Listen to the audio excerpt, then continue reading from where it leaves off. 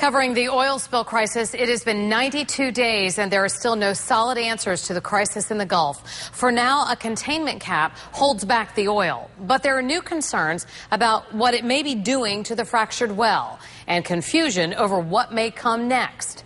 Jay Gray with the latest from Venice, Louisiana.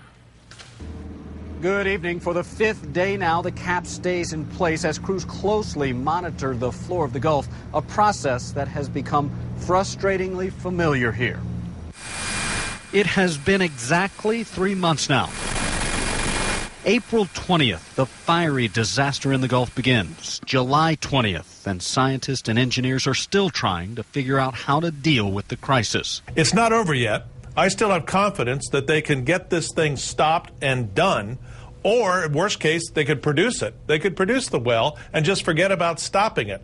But we have this big contest going on between the politicians on the one hand, representing the White House, the government, etc., and we have the shareholders of BP on the other hand, and Tad Allen is in the middle trying to figure out what's the right thing to do. For now, according to Allen, the government's point man for the recovery, the right thing seems to be keeping this cap over the leaking riser.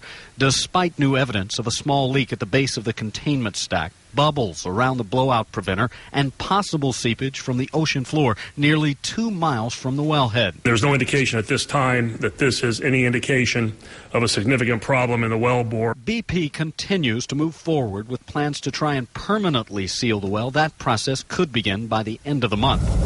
While from the marsh and wetlands to the white sand beaches along the Gulf Coast, the damage from 3 months of soaking in thick, dark crude will surely take much longer to repair.